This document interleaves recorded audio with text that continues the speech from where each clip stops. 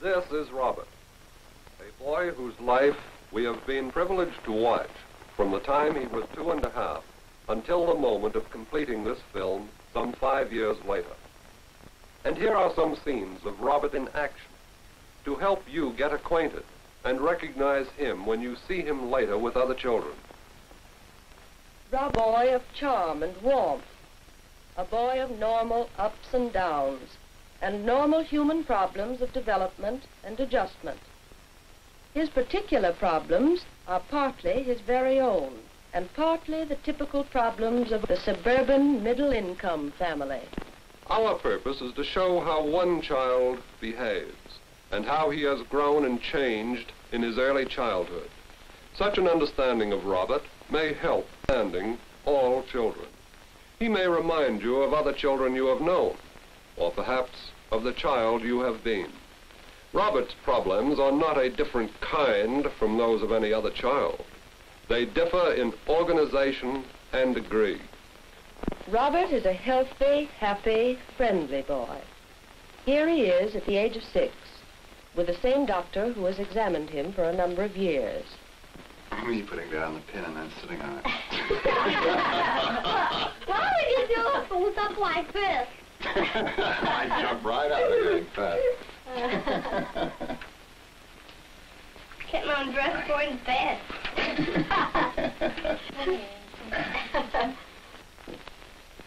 Robert has grown and developed at a steady, normal rate. He is rather tall for his age. He has always appeared well nourished, especially in the thighs and lower trunk. His chest is rather slender, and there are signs of slight rickets in infancy, in spite of his having been given vitamin D.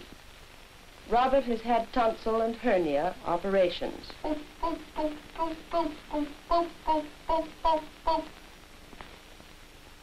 Talk sounds good quality, no murmurs. Got to get the rate now, which will take a minute.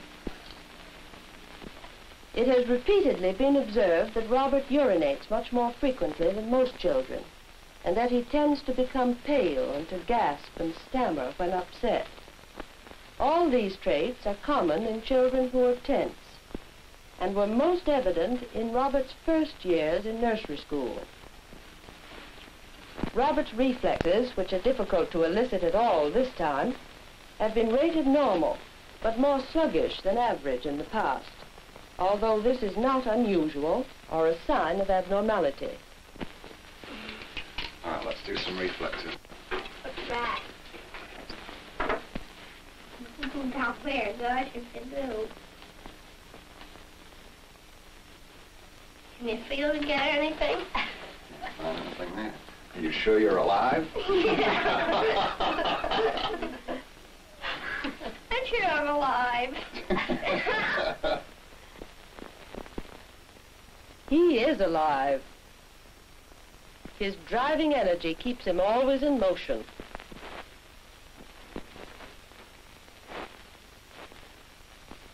This bouncing, puppyish play has for its only purpose the sheer joy of active muscles and senses, delight in tumbling and tussling, delight in leaves and sunlight and earth and other children.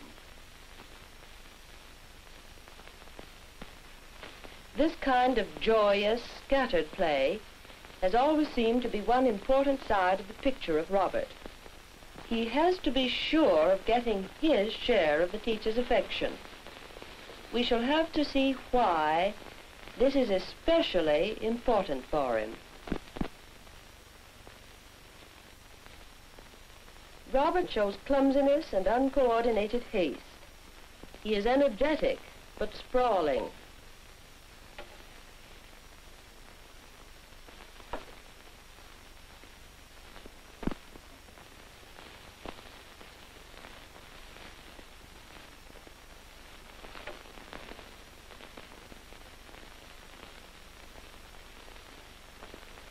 He seems better coordinated from the waist up than from the waist down.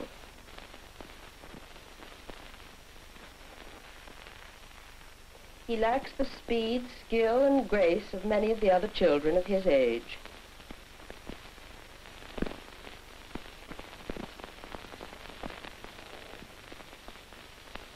Robert half skins the cat. He is foot heavy. It is rather surprising that a boy who delights in activity and shows a flair for vigorous, outgoing use of his body should be so clumsy when coordinated action is required. We should expect that a clumsy boy will feel threatened and angry in situations where other children are graceful and effective. And clumsiness may sometimes be thought of as the result of anger and aggression turned against one's self.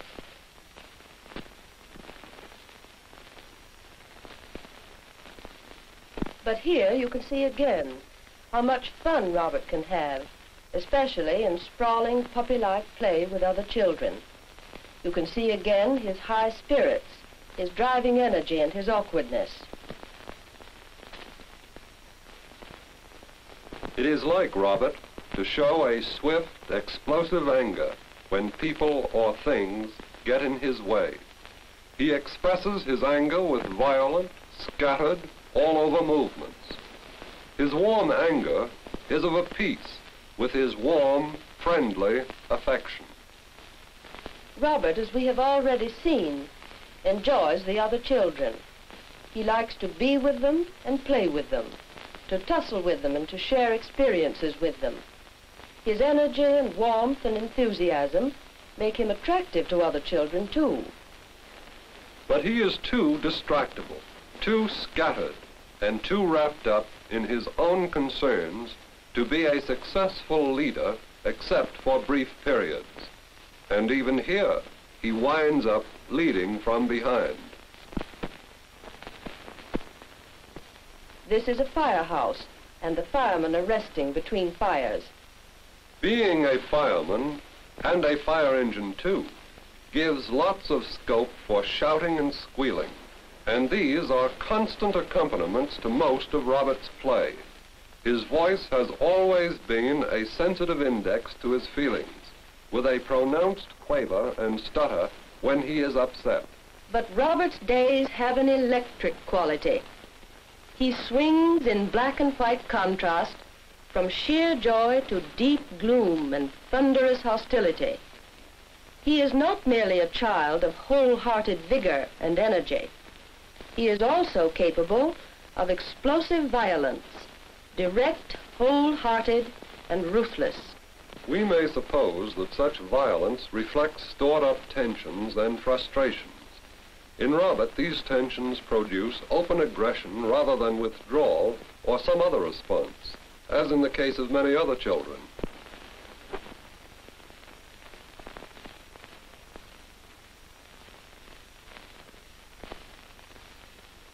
Notice the grim mouth and the sudden flurries of violent movement. With finger paints, different children act very differently. Here is a boy on whom convention has already clamped down firmly. He cannot bear to participate in such a messy activity. Even with the coaxing and example of his teacher and another child. Robert, on the contrary, gives it everything he's got. He uses the paint with tremendous vim in a typically aggressive, violent way.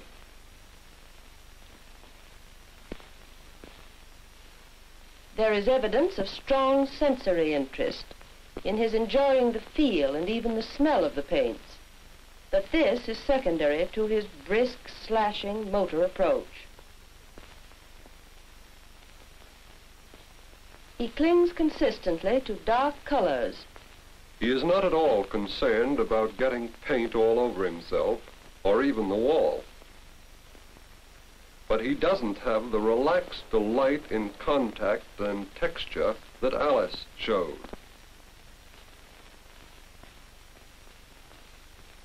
Just as Robert ignores the boundaries of the paper, he tends to override limits that are set in everyday situations.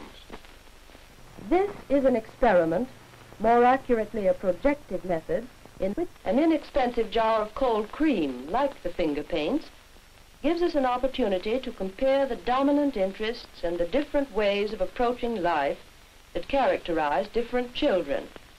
Robert plunges in at once without hesitation or restraint and seems to enjoy handling it, smelling it, feeling it. He scoops out large quantities. See how different this child's approach is. It is typical of Robert that he spreads the cold cream over a large area. He even skates in it.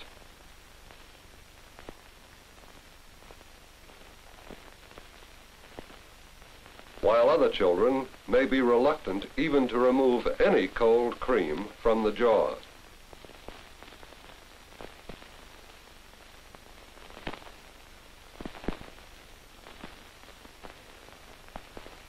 The outstanding feature of Robert's behavior is the way he continually pushes the boundaries of his freedom to the very utmost. He is with some difficulty persuaded not to festoon the walls. Robert now insists on having a second jar. The more freedom Robert has, the more he seems to want. It is important in our understanding of Robert to recognize that he always has to test the limits of every situation, to see how far he can possibly go, to challenge the adult. Just as in this situation, he is always likely to respond to a release from prohibitions by an aggression that increases until he is stopped short. This is often seen in vigorous children when they are first freed from too many restraints. Notice his slack-lipped, glazed expression and tense posture, which indicate the anxiety that usually follows his displays of aggression.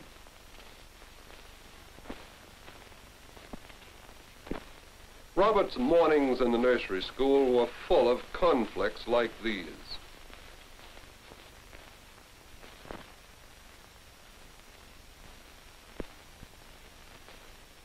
The tornado was always threatening. No one knew just where, just when, or even just why it would strike. Will this little girl be ignored, or hugged, or slapped?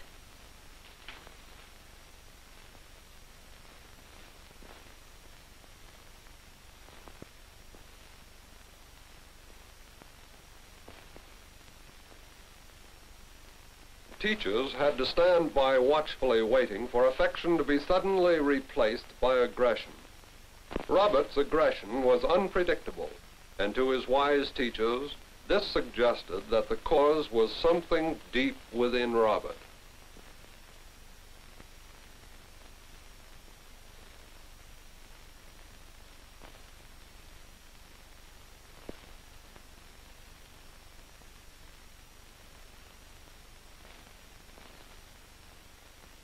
This loving and well-loved boy bears within him an idling hostility always ready to burst out. Often his emotions appear to be expressed backwards.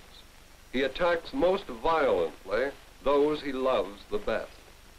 And after events like these, just as after he broke the cold cream jar, will come the clear evidence of Robert's feeling of guilt and anxiety.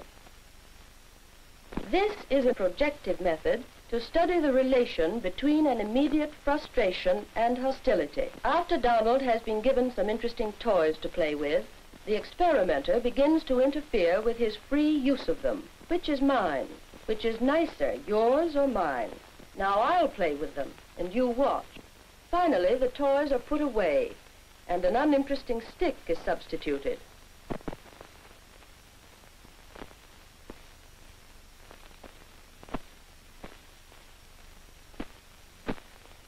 Again, in less rapid succession than appears here, new toys are given the child. Again, he is denied an uninterrupted enjoyment of them. and the uninteresting stick is substituted. The stick, of course, represents the less interesting aspects of life, and it can be attacked or avoided or used as a weapon.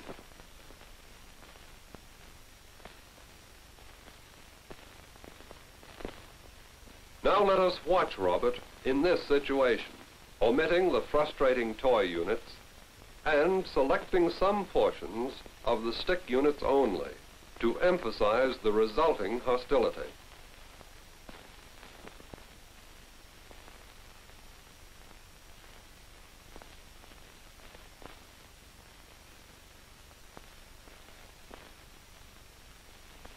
Robert is the most violent of any of the children who have taken part in this procedure.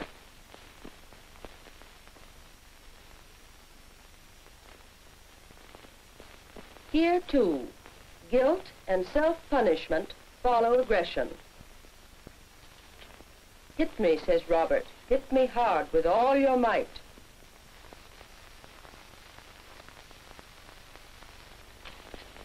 Like most children we know, Robert seeks comfort. He seeks relief from his anxiety and uncertainty in any way that is open to him. One comfort pattern is a delight in routines. Robert not only falls in with the simple, dependable regularities of nursery school life, but he overemphasizes them.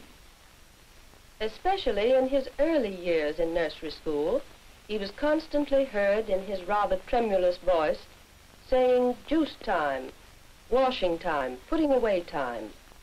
Rules were his safety. Routines were his joys.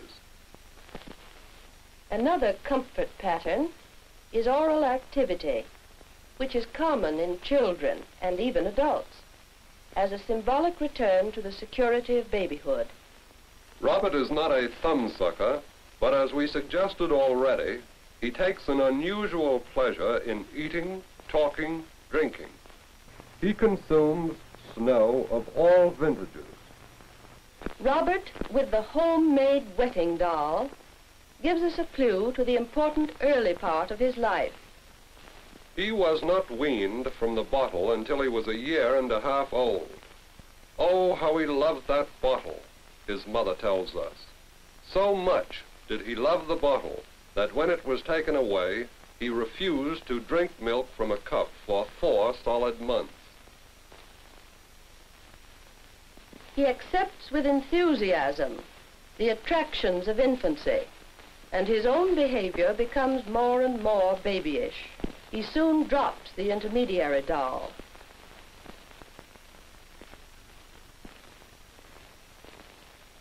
I put it in my mouth. In spite of such pressure as semi-forcible weaning, Robert, as we have seen, is well nourished.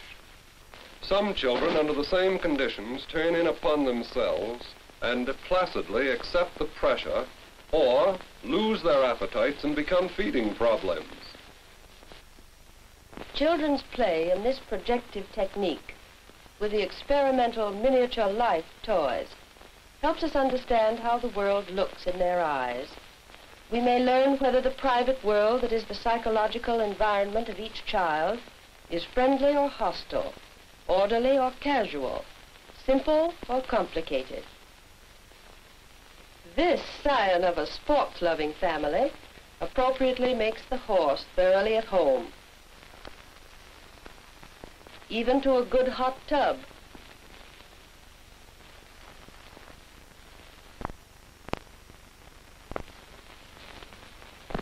The entire collection of household furniture and doll people seems too complicated and too oppressive, and Robert goes far away with a small boat.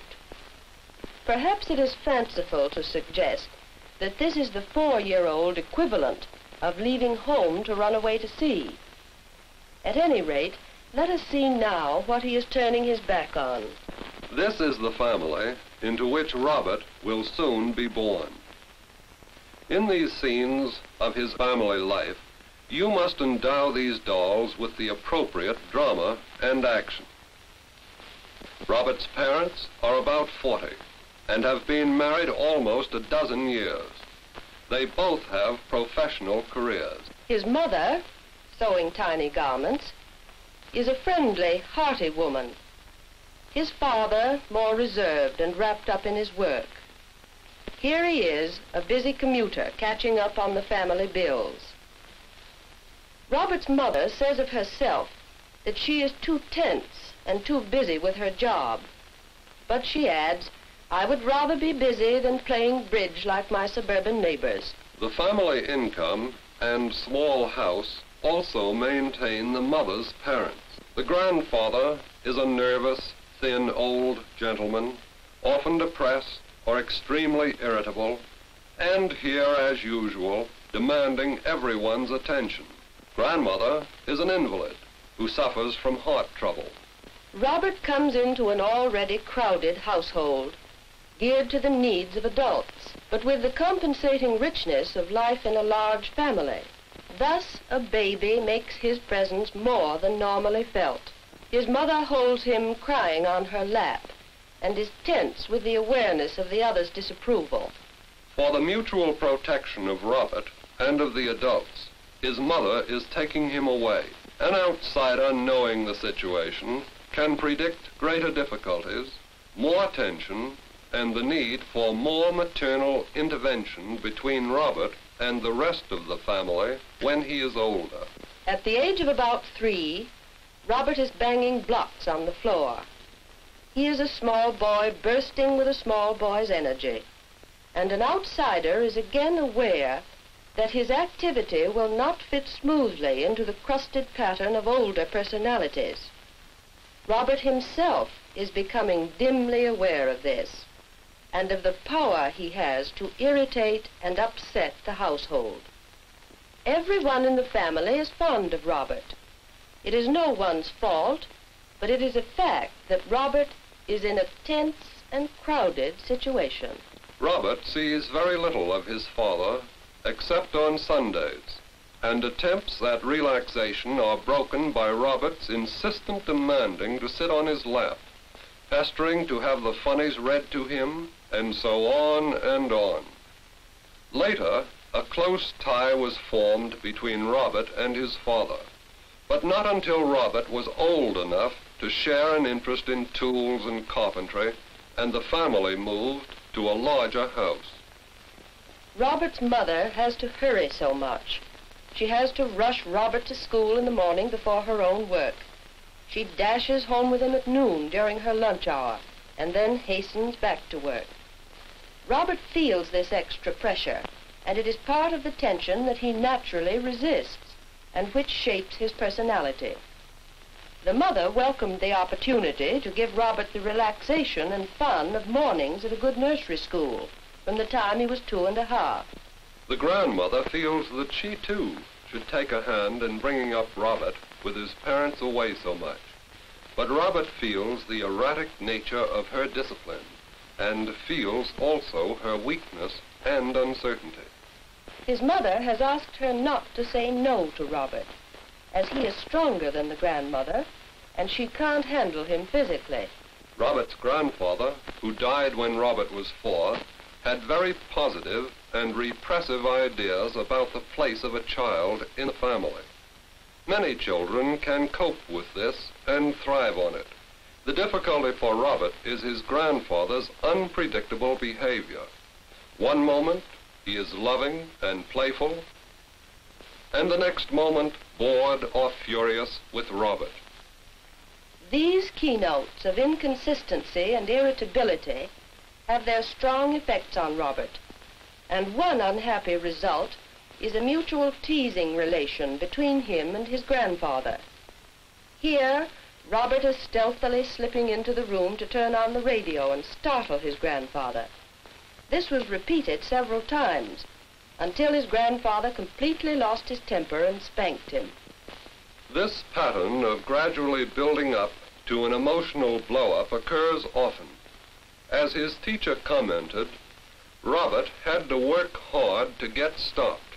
There was a constant working up to emotional crises. In this scene, Robert is being put to bed by his mother, and a moment later, he appears downstairs. On this occasion, which was typical of many situations, he got out of his crib 25 times until he was finally spanked and the boundary firmly set. The maid, who is actually in charge of Robert much of the time, is blustering and ineffective. She alternates between indulgence and anger. When his mother comes home, the maid turns Robert over to her with relief and a list of Robert's misdemeanors. Robert himself, when he is 4½, shows us how large punishment and restraint loom in his life. Now he is not turning his back on the miniature life toy version of home. Since we last saw him playing with these toys, the family situation has improved, and there is less crowding and tension. Robert himself is older and more confident. The mommy spanks the baby who does not stay in bed. Robert shows how exaggerated the punishing aspects of life look. I'll step on the baby until he is dead. We have seen the same emphasis on punishing in Robert's own anxieties, following his own real aggressions.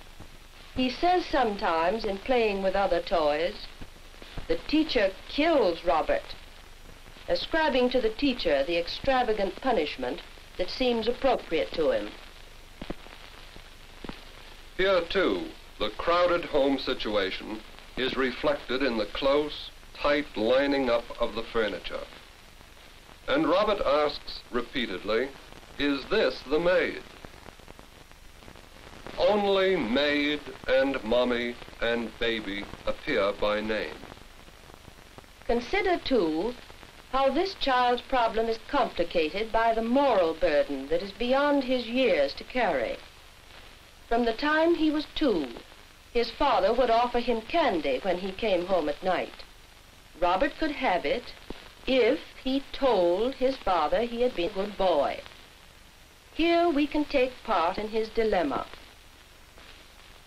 He recalls that day's bad deeds. He thinks again of the candy and his father's approval. What does he say to his father?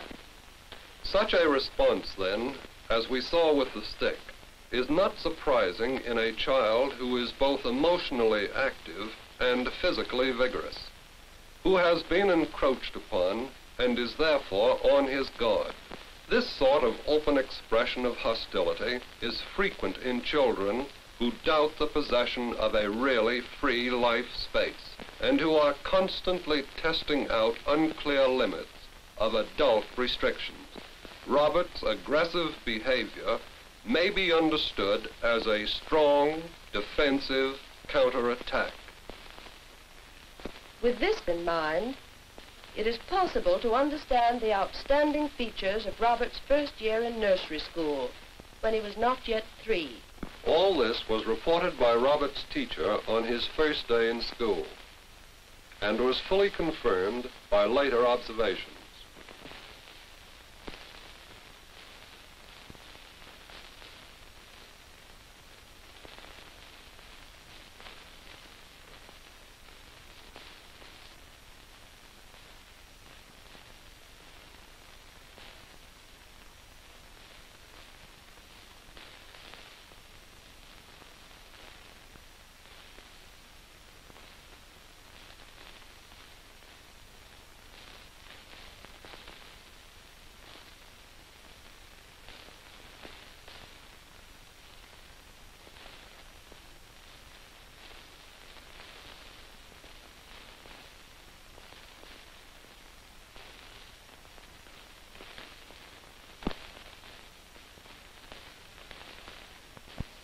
One other characteristic that was noted in Robert's first year in school is worth stressing: a cyclic alternation between cheery, jolly, blissful days and sultry, gloomy periods of tension shown in violence or occasionally in apathy.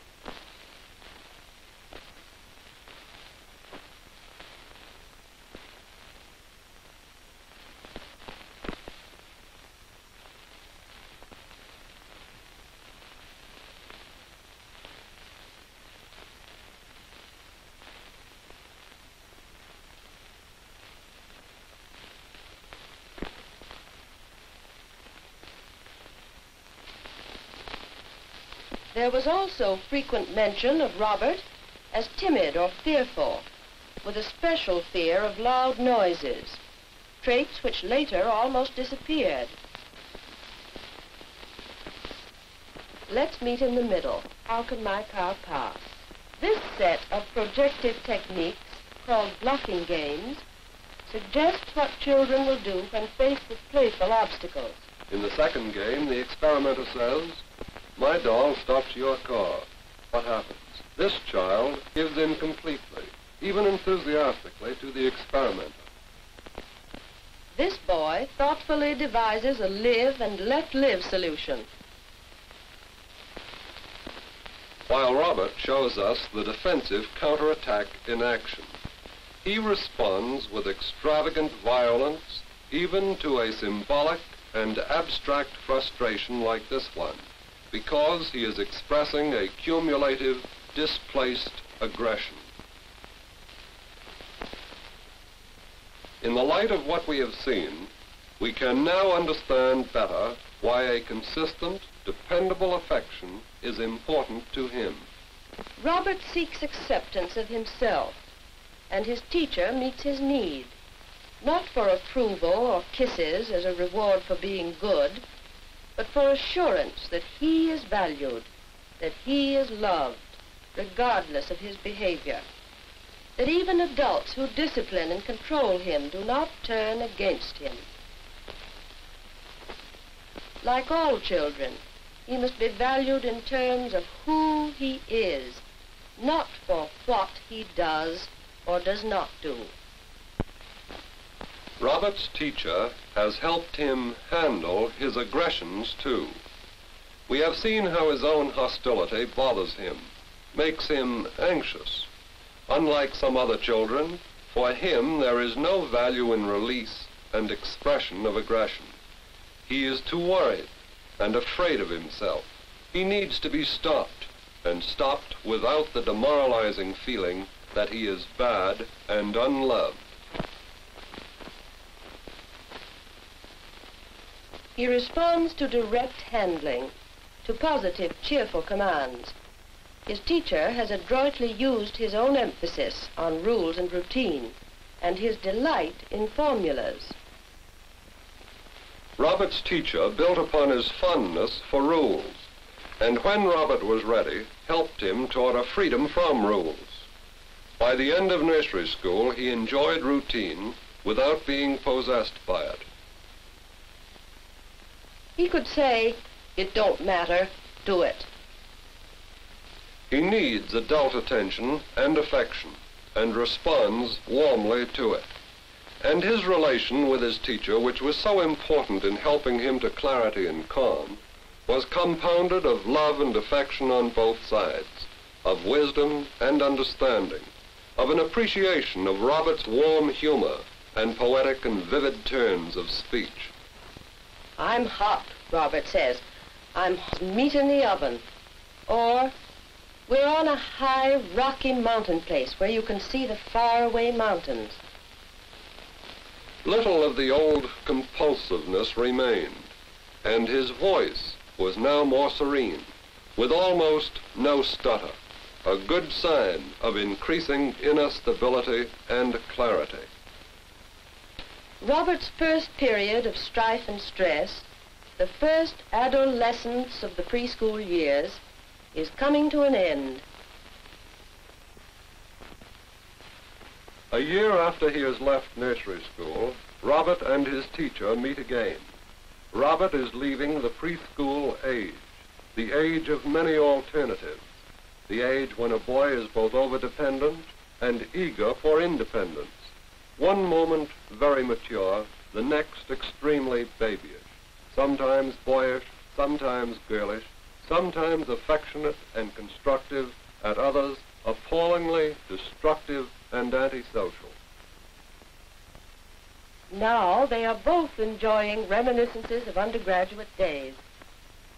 You ever feel like doing that to your teacher? No. You ever feel like beating her up? Yeah. The balloon experiment is a projective method used to study the aggressive impulses that children carry around with them.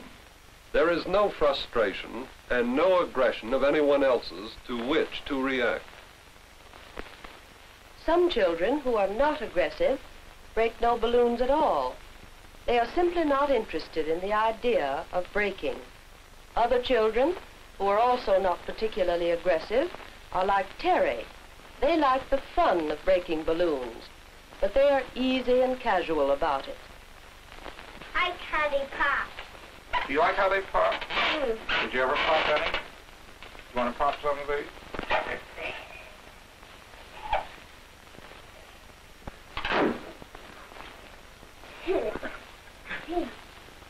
Is it fun to break them? Is it naughty to break them? Is it naughty to break balloons? Aggressive children also show at least two varieties of behavior. One child will act as though he had been released from a gun. He will smash the balloons with gusto, with almost lustful aggression. Other aggressive children are like Robert. They continually refer to balloons in terms of breaking, but do not permit themselves to do so. The strength of their resistance to breaking suggests that they are working hard to hold in check equally strong impulses to do so. If you step on it, would they break? I think so. Do you want to try it? No. Why not? I want to make a big bang. Robert, in refusing to break balloons, shows again his old fear of loud noises, but he is overemphasizing it. He is using it as a rationalization. He uses others too, such as the expense of the balloons, and he finds ways of delaying the breaking by measuring the balloons. When the experimenter does break one, Robert is anxious and accepts some of the responsibility. Would you like me to break one? No! You know why? Why? Because I hate to hear the bang go. Is it all right if one breaks by accident, by mistake? Just can't help it. Is that all right then? Yes. As when you break one, I break one, I just can't help it. Some children like to. Did you know that? Some children like to break lots of balloons. But you know why I think it's a waste of money to break them? Well, these are here just for breaking, so you can break any ones of these you want. And I have some more outside for later. Can I break this one? Can I break this one? Can I break this one? Break this one? Break this one? This one? Yeah. Break that one? That two, break that one, break your one? Yeah. Break my one? Do you want to? Break every one? Yeah. Break every single one? Would you like to break every single one? I'd like to break one. All right. What is the tiniest one you break? I think that's the tiniest one. Well, let's measure. Let's measure. I'll take this purple. Oh, my. Woo! What happened? Whose broke? Yours. Well, that's too bad, is it? Mine! Was that fun? I just didn't like the noise. That mine broke, but I Did you break it? No, I just. You want to pick it up and throw. It is important that in Robert's second year at nursery school, he behaved in just this way with the balloons. Yet this was at a time that Robert was at his most violent, when he was described as a naked, roaring force at home and in the nursery school. That is, he kept talking about breaking the balloons, but each time he was invited to do so, he changed the subject, invented rules, or avoided doing so. From this, it was possible to predict a decrease of aggression, to predict the ability to keep his impulses under control, to predict the behavior that Robert began to show in the next year, ushering in the end of Robert's most turbulent days. The actual calming down is also shown by the dramatic contrast between Robert's earlier attack on the experimenter in the blocking game and his behavior at 6. Meet in the middle. Now, how can my car pass? How can my car pass? Mine's stuck onto yours. What happened? I think I'll have to pull yours. Chugga, chugga, chugga, chugga, chugga, chugga, chugga. Chugga, chugga, chugga. You'll have to push. Chugga, chugga, chugga, chugga, chugga, chugga, chugga, chugga, chugga, chugga, chugga, chugga.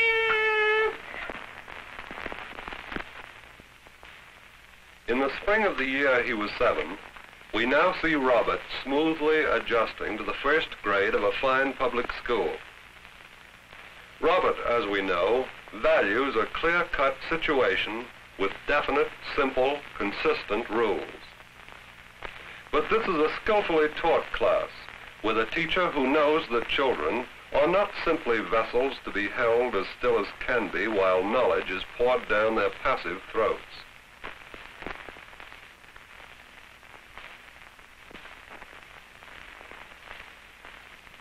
In a more rigid school, too, Robert would now fit in, would be a good boy. But such a school would put on him the great burden of restraining not only his aggression, but all his healthy, outgoing energy. And this would be done at the great personal price of accentuating the compulsiveness, the overconformity, the emphasis on rules, which Robert has to an even greater degree than most 7-year-olds. But here is Robert, still with a great capacity for fun, still delighting in horseplay, still excitable and noisy. Is he still inflammable and quick to strike out?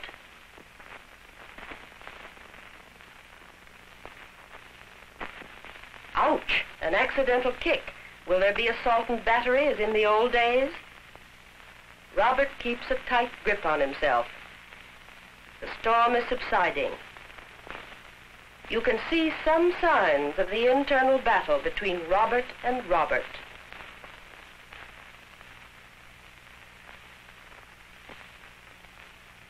Seven-year-olds are legal experts on the rules of games, and so quarrels are frequent.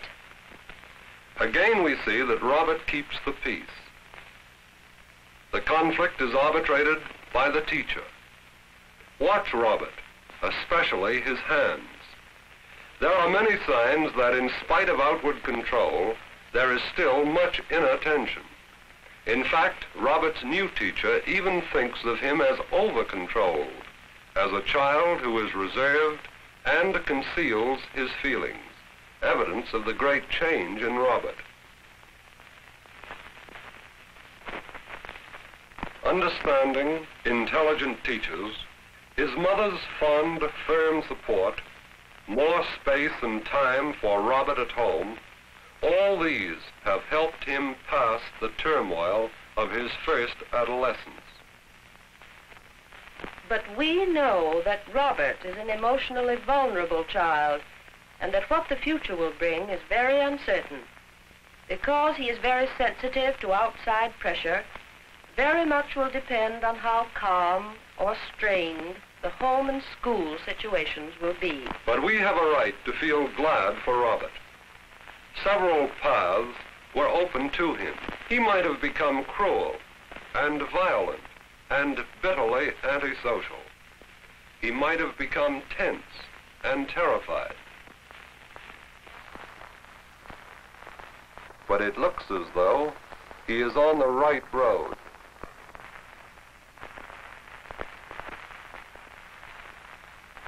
This is Robert.